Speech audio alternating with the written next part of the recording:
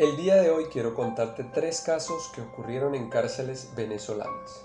Estos se especializan por tener un modus operandi bastante inhumano, tanto que te harán pensar que entre la prisión y el infierno no debe haber mucha diferencia, ya que son actos que parecen sacados del mismísimo Hades.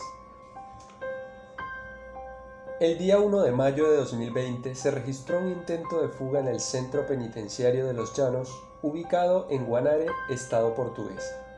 Debo recordarte que en ese año fue donde ocurrió la pandemia del COVID-19, así que para la fecha que sucedió lo siguiente, ya el país estaba decretado en cuarentena.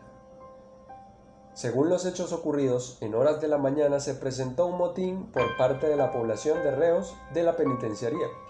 Estos, desesperados por la precaria situación y enfermedad que vivían en la cárcel, se armaron con armas blancas para intentar huir del lugar. Esto los llevó a enfrentarse con la policía encargada de la seguridad del sitio, cosa que dio como resultado un ataque al director de la penitenciaría y a las autoridades presentes. Cabe resaltar que antes de la pandemia, los familiares eran los encargados de hacerles llegar las medicinas y los alimentos a dicha población, acción que se detuvo debido a la suspensión de visitas desde la fecha 13 de marzo del mismo año. Para ese entonces, habían pasado 51 días desde el decreto de la cuarentena.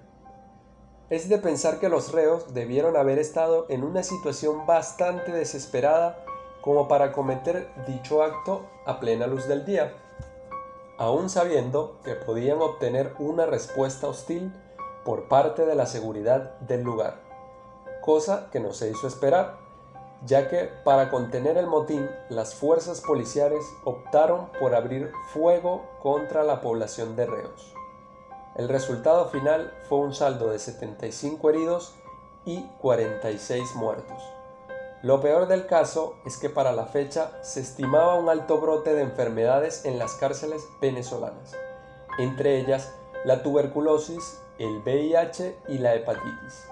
Y para darte un dato aún más impactante, se estima que la capacidad de este centro penitenciario era de 750 privados de libertad, pero antes de la masacre, este contaba con 2.500 reclusos, una cifra que triplicaba su capacidad.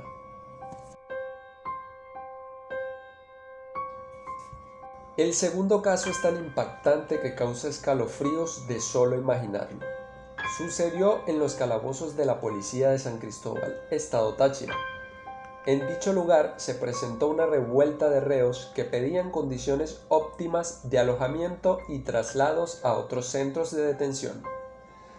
Dicha revuelta fue tan prolongada que tuvo aproximadamente un mes de duración, hasta que las autoridades accedieron a cumplir las peticiones que les fueron solicitadas. Durante el conflicto, reos se enfrentaron entre ellos y varios perdieron la vida en el acto. Les avisaron a los familiares que 2 de las víctimas correspondientes habían fallecido, pero no se les hizo entrega del cuerpo ya que estos no aparecían. Se abrió una investigación para intentar esclarecer lo que ocurrió con los cuerpos de las víctimas y lo que las autoridades lograron resolver fue nada más y nada menos que una atrocidad. Pero antes, debo hacer un paréntesis para ponerte en contexto. ¿Recuerdas a este personaje que ves en pantalla?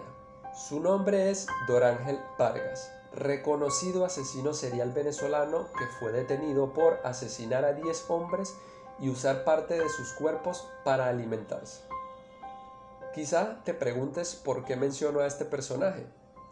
Bueno, resulta que el líder de la revuelta, después de asesinar a los 2 hombres, le ordenó a Dorángel Vargas que desmembrara los cuerpos de ambos con el fin de amedrentar a otros reos.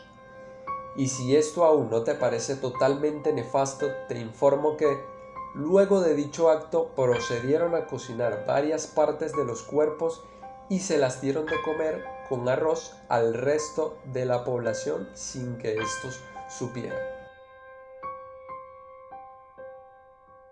Resulta increíble cómo la maldad puede apoderarse de las personas. a tal punto que pueden cometer actos que parecieran sacados de una película de horror.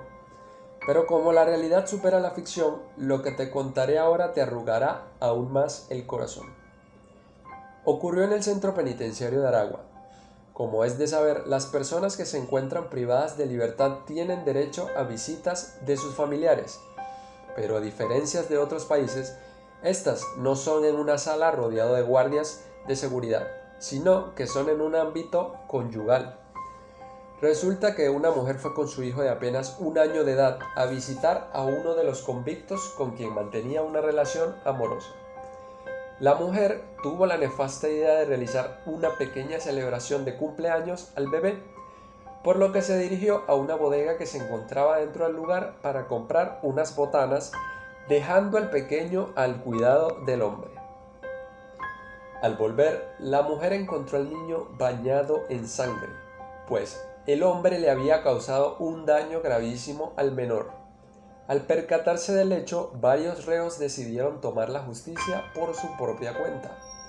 Entonces procedieron a linchar al asesino. El pequeño fue trasladado a un centro de salud donde falleció. Y según el informe, este presentaba hemorragia difusa por traumatismo cráneoencefálico cerrado por lesiones contusas, lo que quiere decir que el niño recibió múltiples golpes fuertes en la cabeza. Lo peor de todo es que el asesino no le bastó con realizar semejante acto tan aberrante, sino que además abusó del niño. Si te han impactado estas 3 noticias, te agradecería con todo el alma que le dieras me gusta y compartieras con tus amigos o familiares. Yo soy Michael León y nos vemos en otra ocasión.